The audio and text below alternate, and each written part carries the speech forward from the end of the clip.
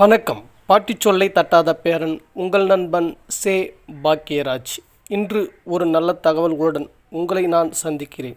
அதாவது தகவலறியும் உரிமைச் சட்டம் RTI மனுதாரருக்கு இழப்பீடு வழங்க உத்தரவு.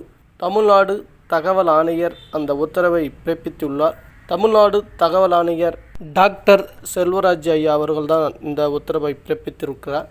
அதாவது பொது தகவல் அலுவலர் அவர்கள் சம்பந்தமே இல்லாத தகவல் கொடுத்த காரணத்திற்காக அந்த பொது தகவல் அலுவலருக்கு அபராதமும் விதிக்கப்பட்டுள்ளது. அது பற்றிய விவரங்களை பார்க்கலாம் வாங்க. RTI மனுதாரருக்கு ரூபாய் 50,000 இழப்பீடு தகவல் ஆணையம் உத்தரவு.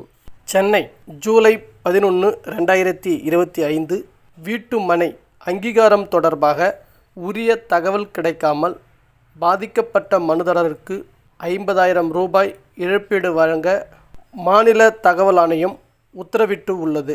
காஞ்சிபுரம் மாவட்டம் பூசிவாக்கம் ஊராட்சிக்கு உட்பட்ட சித்தேரி நீர்ப்பாசன பகுதியில் விவசாய நிலங்கள் வீட்டு மனைகளாக மாற்றப்பட்டதாக கூறப்படுகிறது.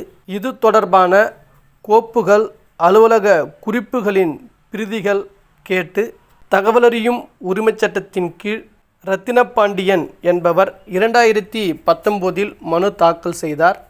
காஞ்சிபுரம் கலெக்டர் அலுவலக பொது தகவல் அலுவலர்கள் அதற்கு உரிய பதில் அளிக்கவில்லை. இதனால் மாநில தகவல் ஆணையத்தில் அதே ஆண்டில் 2வது மேல்முறையீடு செய்தார். இதை விசாரித்த தகவல் ஆணையம் மனுதாரர் கோரிய தகவல்களை அளிக்க உத்தரவிட்டது. ஆனால் சம்பந்தப்பட்ட பொது தகவல் அலுவலர்கள் சம்பந்தம் இல்லாத விபரங்களை கொடுத்துவிட்டு தகவல் அளிக்கப்பட்டதாக ஆணையத்திற்கு தெரிவித்துள்ளனர். இது தொடர்பாக ரத்தினபாண்டியன் மீண்டும் ஆணையத்தில் முறையிட்டார்.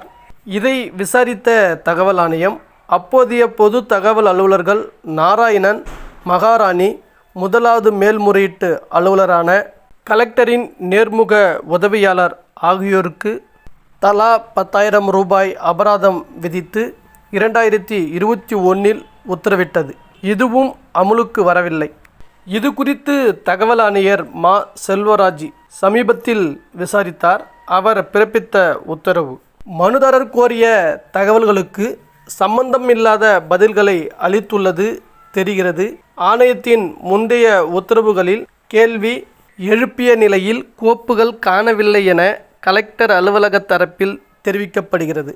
இதில் பொது தகவல் அலுவலர்கள், நேர்முக உதவியாளர் ஆகியோருக்கு விதிக்கப்பட்ட அபராதத்தை அவர்களின் ஊதியத்தில் பிடித்தம் செய்து ஆணையத்துக்கு தெரிவிக்க வேண்டும்.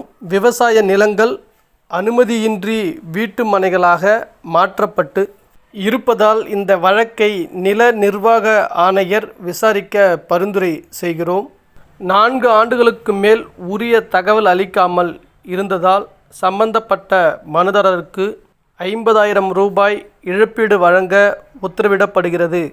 இவ்வாறு அதில் கூறப்பட்டுள்ளது. இதுபோன்ற நல்ல தகவல்களை உங்களுக்காக நான் பதிவு செய்கிறேன். பிடித்திருந்தால் லைக் பண்ணுங்க, ஷேர் பண்ணுங்க, கமெண்ட் பண்ணுங்க, மறக்காம சப்ஸ்கிரைப் பண்ணுங்க, பக்கத்தில் இருக்கிற பெல் ஐக்கனை கிளிக் பண்ணுங்க. நன்றி, வணக்கம்.